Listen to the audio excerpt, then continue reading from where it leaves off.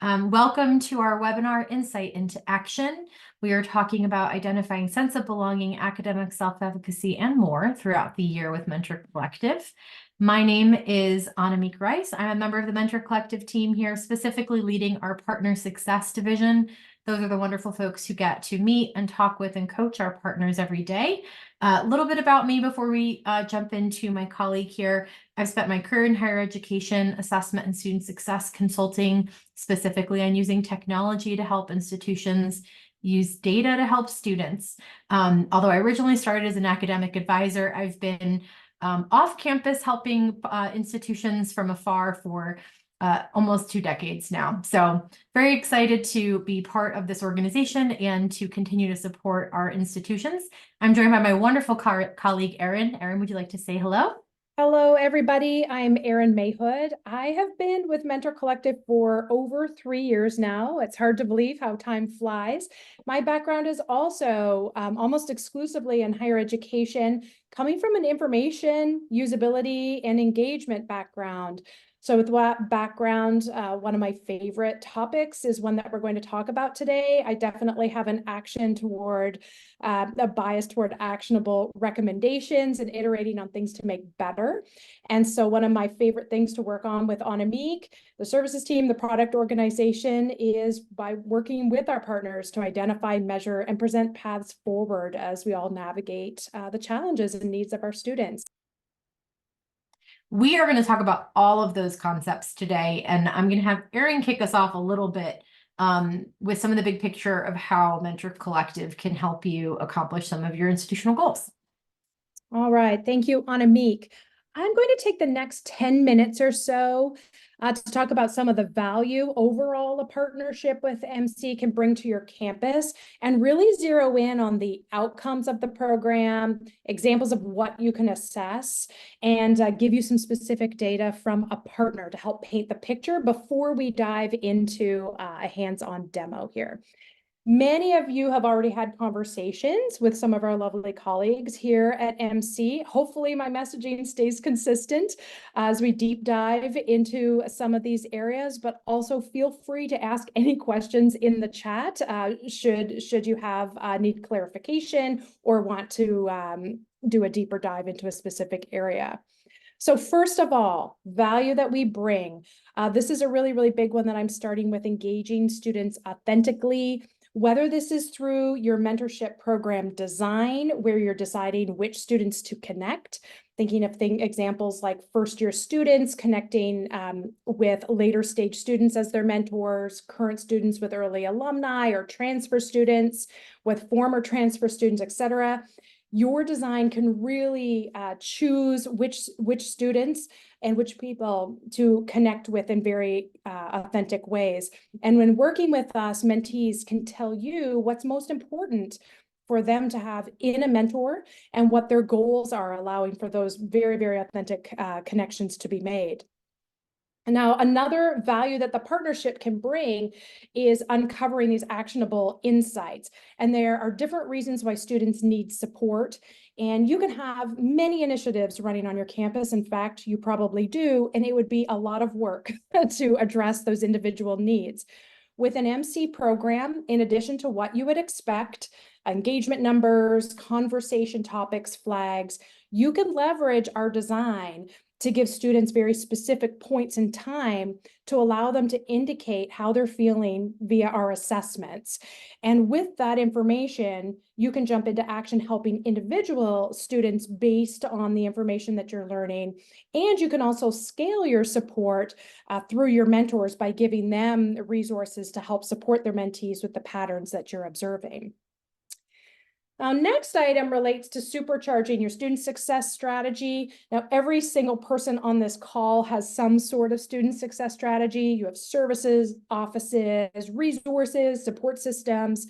They differ for each one of you, but we all have them.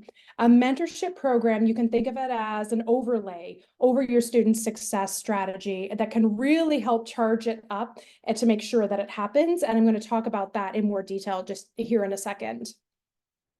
I'm going to also touch on optimizing administrative resources. I know many of you probably have mentorship programs in place already. You might have small, medium-sized programs. You might have multiple programs running on your campus. But really, in order to serve all of the students that you want to serve, all those in need, sometimes it takes extra technology and services to have in place so you're not overtaxing your staff and your team. And that's something that we provide here at Mentor Collective. Now, going back to student success, students enter into college to meet the goals that they're looking to meet, and there are a variety of different ways to do that. And again, you all have systems in place to help make that happen.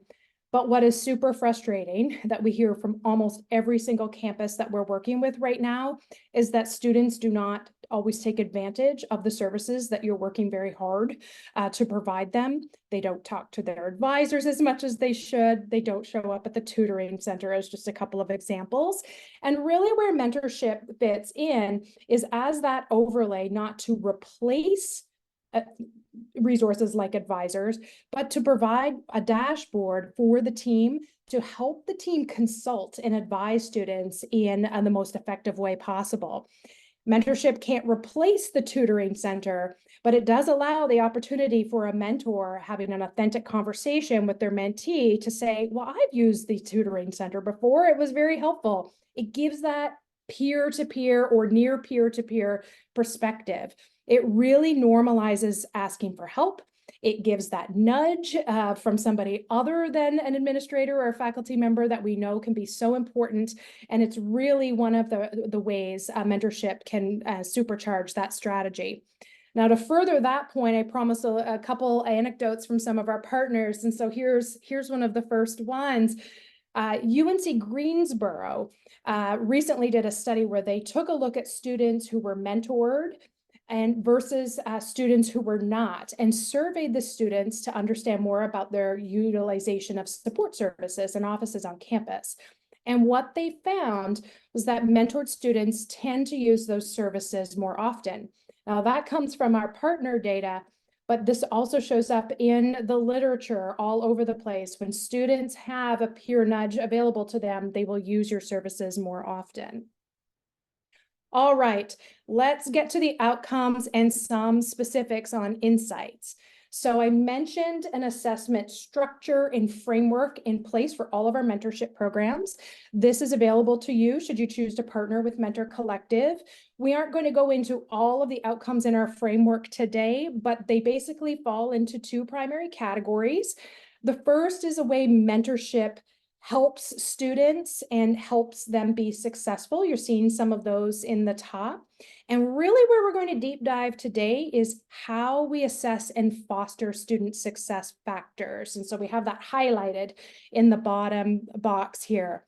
All of the questions that we asked you at the beginning, I'm so sorry that that poll didn't work, but we are really asking that question to get a sense of how many of you are already measuring these factors, how many of you already have insight into those factors for your campus. Do you have data associated with sense of belonging or academic self-efficacy? Because that is built into MC mentorship programs. When you have these data available through your program, we're going to be able to show you here live in a couple minutes exactly how you can see it and what you can do with it. Now, on the next screen, we're really thinking about, not access to data for just access sake, but really thinking of it through your lens. You're trying to increase persistence and success, likelihood of success for these students.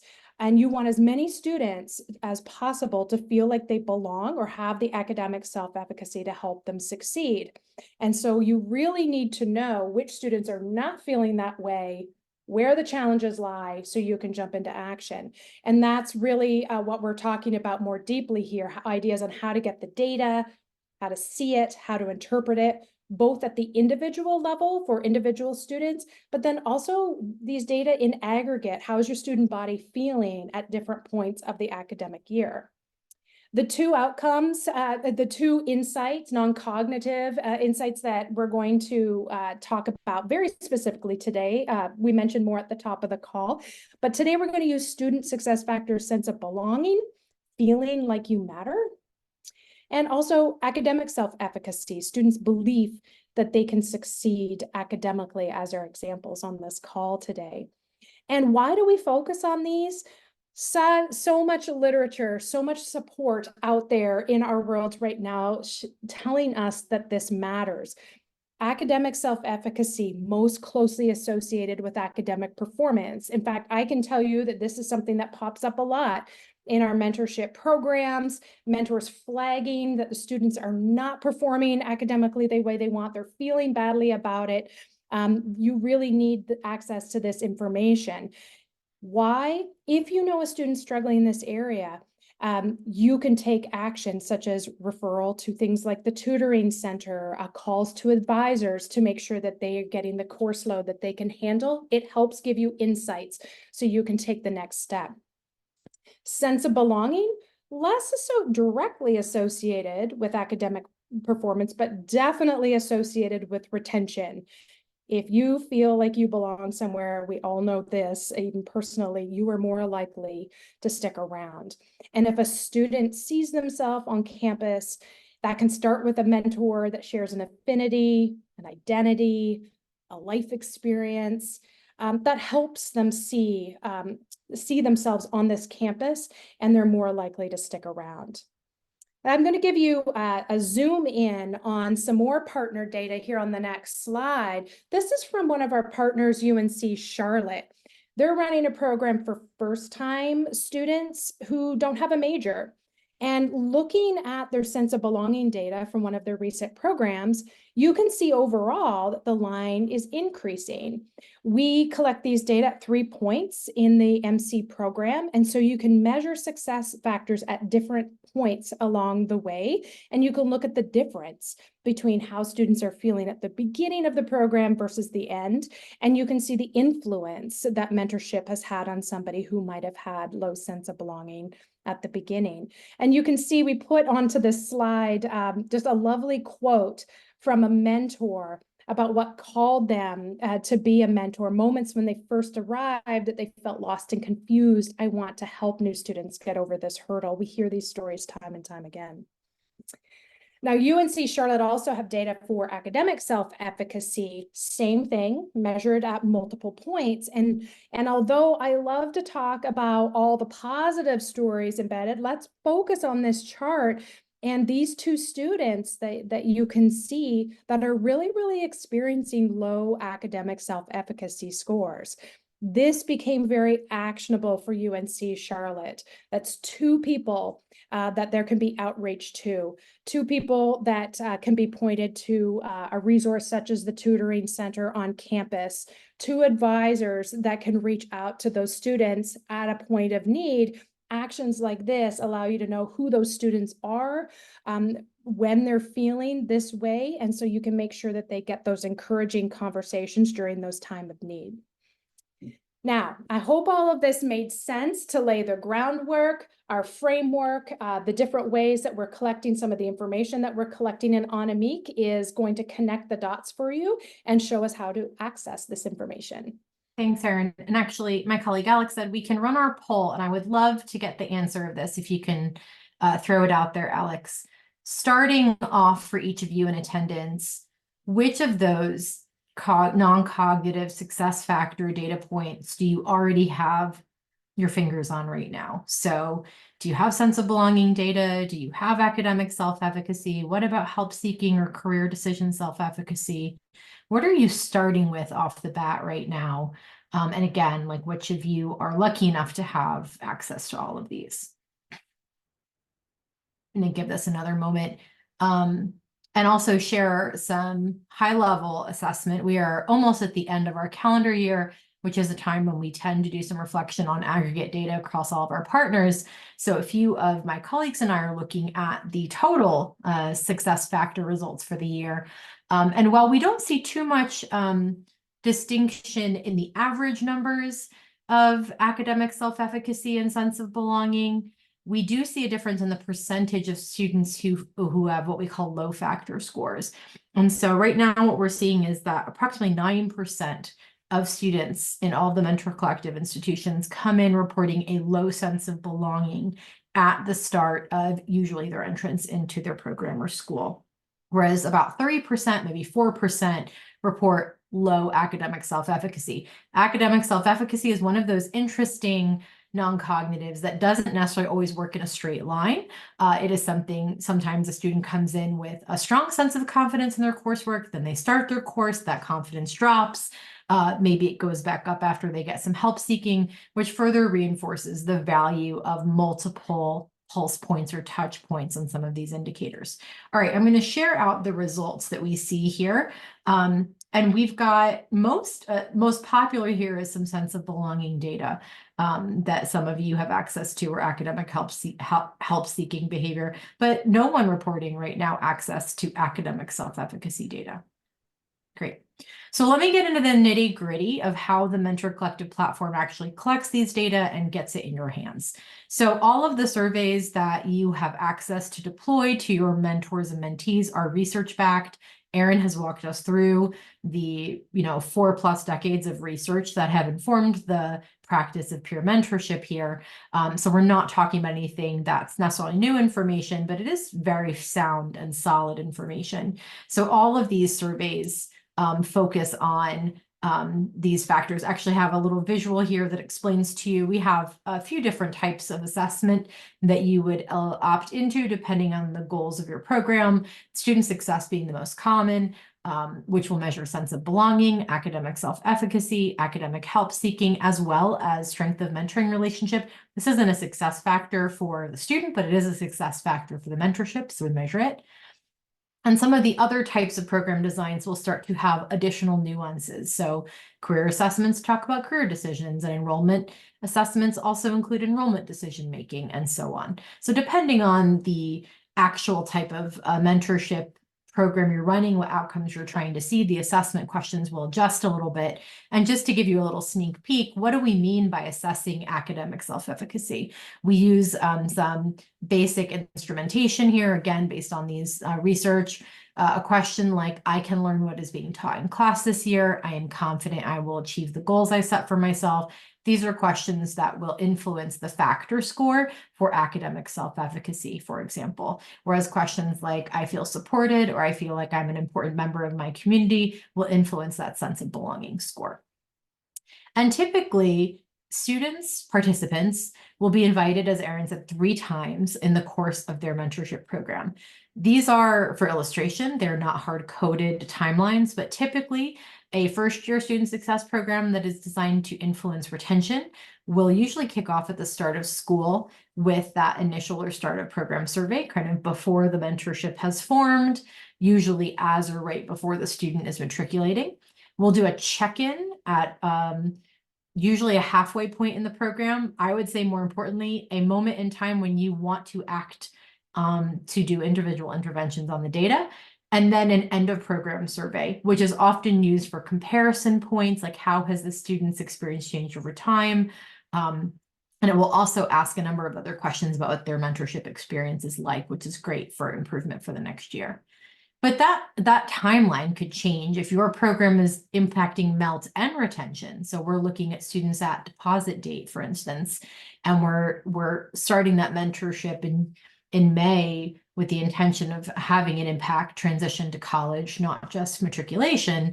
We might see that start of program survey happen earlier, that mid-program survey happen maybe in October, and that end of program survey happen, in that spring semester. And obviously we have institutions on quarter systems and trimesters and so on. And then finally, a number of our institutions will have continuing student programs that are designed more on that transition to career or continuation to graduation. And those often will start a little bit later in the academic year, and sometimes those surveys can be closer together. So just to give you some ideas of kind of how the pacing of this depends on the goals of your program and when you'll act on data. The other element I want to add here before I jump into the live demo is that an amazing improvement to the Mentor Collective platform is the ability to infuse institutional data about students into the platform so that you can dynamically engage with the aggregate results and understand differences between segments or populations, or know more about your students than just their first and last name and class year. So we are able to take institutionally provided data from your student information system, like veteran status or their Pell eligibility, or which residence hall they live in, or their home zip code, or their age, whatever factors matter to your success strategies or outcomes, and start to use those to better understand some of the results we're seeing or the actions we're taking. We are now going to jump into a live demonstration of some of these features. So I'm going to pop over to our live demonstration site. And what I am showing you here is our partner dashboard. So it's really the landing page for everything that you would do to launch and monitor and evaluate your mentorship program. I'm here at what we call our program intelligence chart.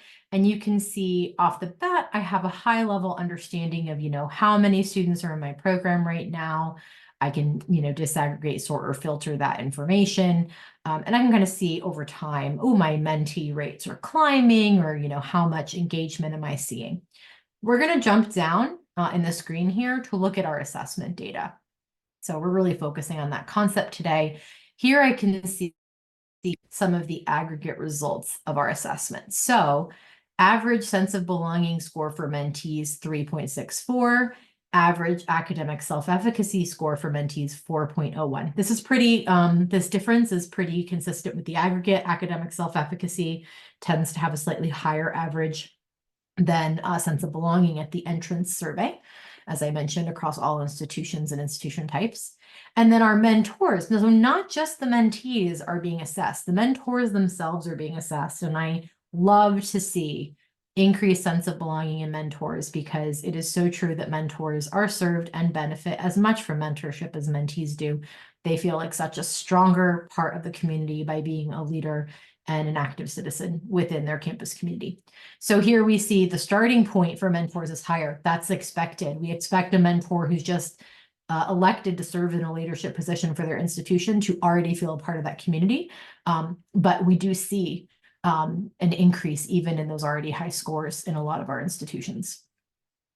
And then I can also keep track of like how many people are filling out the assessment. Next week, I'll be sharing with our partners some tips for maximizing survey response rates, incentivizing participation. Obviously, the more students who respond, the more data we have to act on.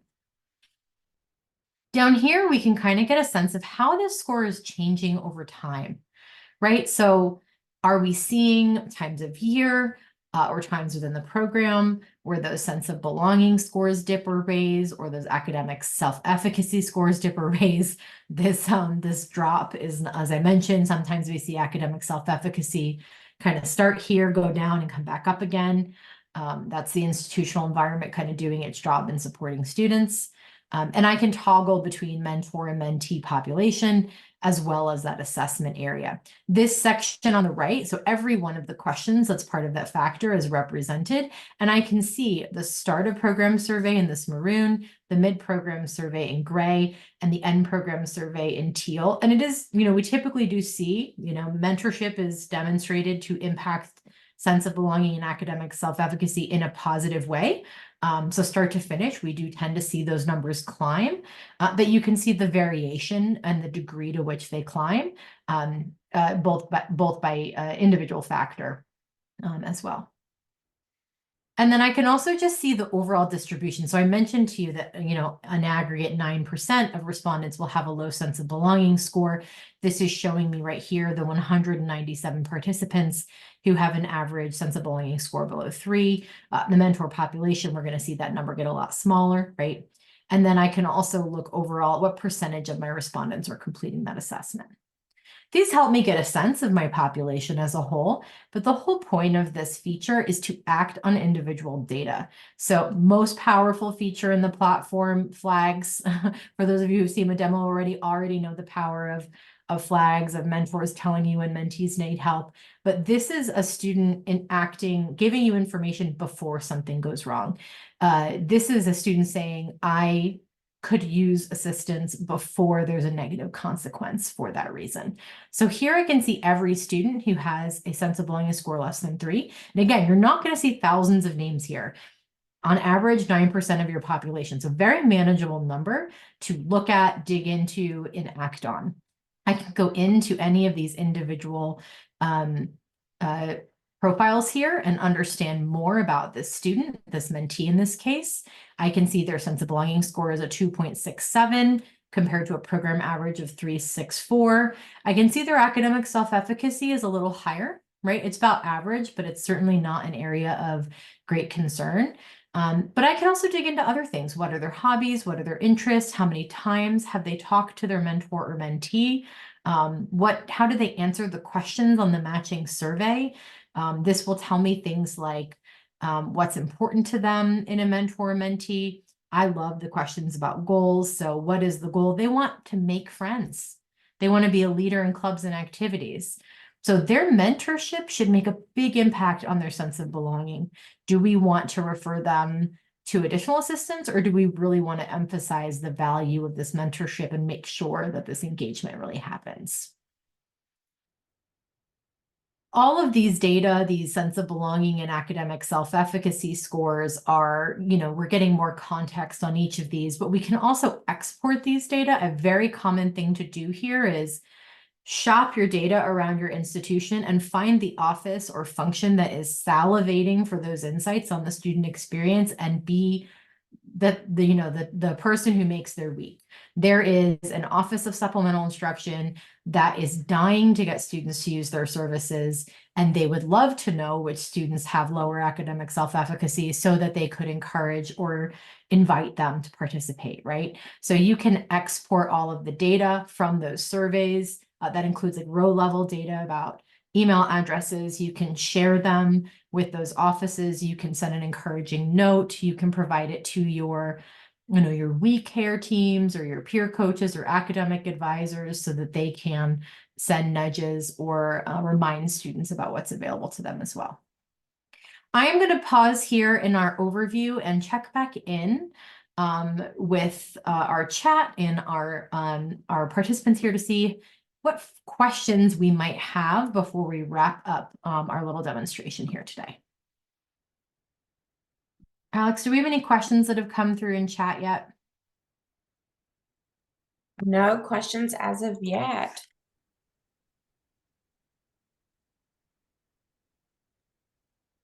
I'll let you all think about anything you might like to ask.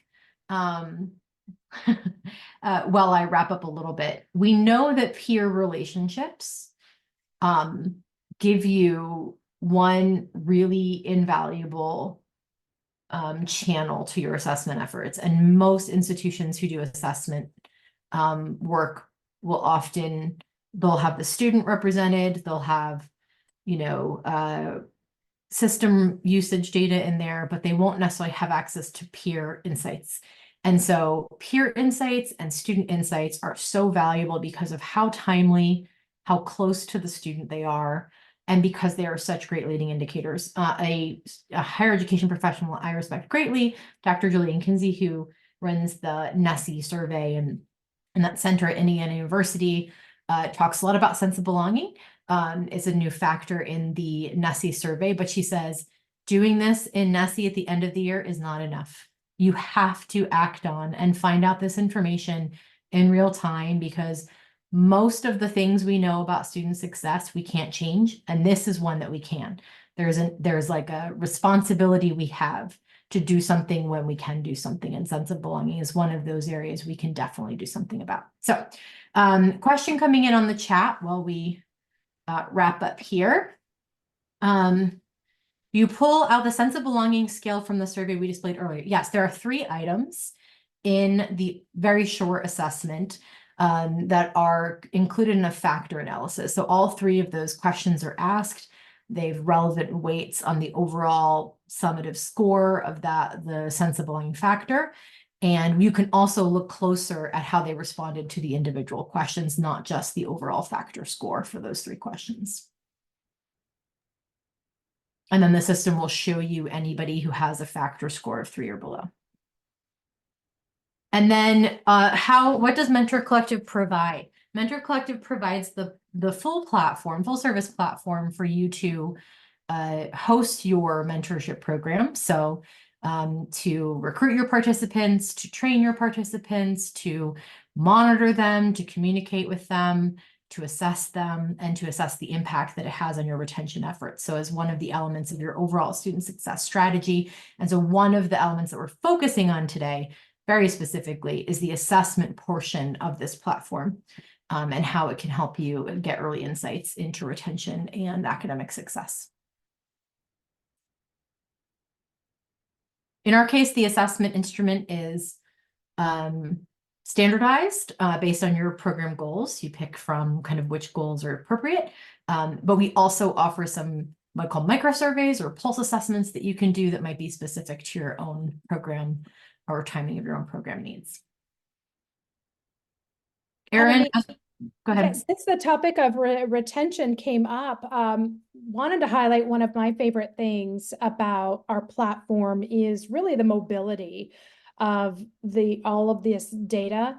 And a lot of the institutions that we work with want to understand, like first, they want to have access to self-reported data from the students. So one of the beautiful things when trying to understand what's going on with a student holistically is to really have a strong sense of their own self-reported data, in addition to a peer perspective on how that student is doing, in addition to these more formalized assessments. And all of these data are mobile throughout your school. So we have some schools who work with the IR office to take a look at these efforts alongside other student success efforts happening on campus. We have other schools leveraging these data in their advising system, so the advisors have a more holistic view. The possibilities are really endless when thinking about where you're paying attention at this particular moment with your initiatives. What questions are you trying to answer? A lot of data available to you here. I've spent most of my career in assessment, and most of the student survey responses that institutions have sit in an aggregate statistic that gets reported in a result at the end of the year. And we say things like 90% is good. What we see with our partner institutions is that the 10% or 5% or even 1% who are not in that affirming response get the support they need in real time. And they end up being not a statistic in a binder at the end of the year. They end up being a positive outcome because you do something about it at the start of the year in a formative way. But I encourage you to think about how many cries for help you have sitting in the back of reports at the end of the year, and to really think about bolstering your formative assessment and early insight action strategy for your students.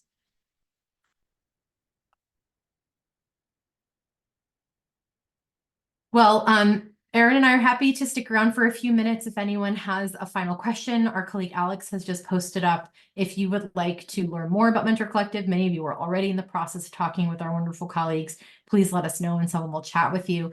But we greatly appreciate you spending some time with us today. I hope to see you on the other side of your journey as an official Mentor Collective partner soon.